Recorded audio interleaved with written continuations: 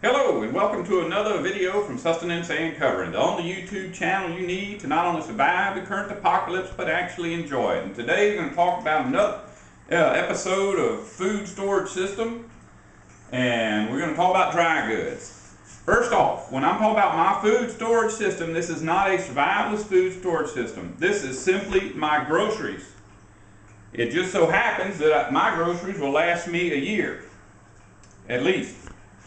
And first thing I'll show you if you come in here is our bulk pack dry goods, which is basically a stockpile that we keep under the stairs.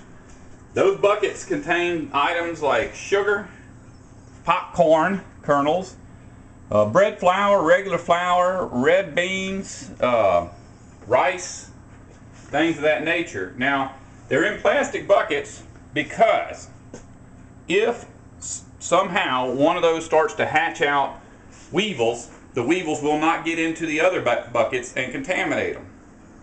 If you do get flour with weevils, it's still not a big issue, especially in a survival situation. If I had weevils in my flour right now and company came over, I wouldn't give them a loaf of bread made with weevils. But in a survival situation, I'm sure they wouldn't mind at all, because weevils will not kill you, especially after they've been baked at 350 degrees in a loaf of bread. Now, if weevils really bother you and you got a lot of money and you can afford it, you can get yourself deep freeze.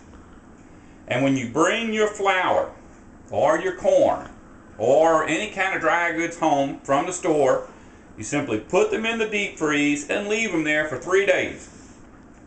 Freezing weevil eggs kills them.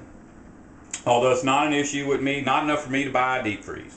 Alright, come on in here. This is where we keep things after we've divided them up into easier to handle containers. These smaller containers that we can easily get into without breaking our back hold, I guess, I don't know, maybe 5 pounds of something.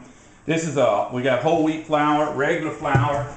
Down at the bottom is bread flour, cornmeal, popcorn, and these are dry potatoes. This is red beans. In the back we got more rice, more sugar, another 5-gallon bucket of rice. And you can see the end product. This is actually a loaf of bread. All of these are ones I've been experimenting with, mixing rice and flour together. This is rice bread, half and half. And we always keep a loaf of bread up there and a bowl of rice. It's the end of the day, so we just got finished throwing two loaves of bread and a bowl of rice out to the chickens. And you better watch out, because don't get in their way. Yeah, because they definitely go, they'll bite you for some rice or some bread. All right, back in here, I'm just going to pull this out so you can see it. This is pasta, and that's probably, I don't know, that must be 30 pounds of it. It's on the individual packs. Like this is spaghetti, and there's like 4 packs of spaghetti in one box. And then we've got these noodle things. That's a lot of calories. Leave it out this time. Yeah, in a survival situation, that's what your main goal is to pack as many calories into as little space as possible. Back here, this is actually the end of our MREs. We had 34 cases of MREs at one time. And I'm not a big fan of them. They're just canned food that ain't in a can. But that's the way they look. And at one time we had... I like. Yeah, because after the hurricane, everybody was throwing them away, and they knew we liked them. So they were giving them to us. All right, over here, we keep, well, we've got several different items here, but one of our main items is oil. These are 35-pound boxes of oil. So that's, and we always keep one completely full and one that we're working out of. And there's lard. Mayonnaise. You actually don't need mayonnaise if you have chickens, because you can take a cup of oil and an egg and a tablespoon of vinegar and whatever else, like spices or something, and you whisk it. I think lemon juice too, maybe.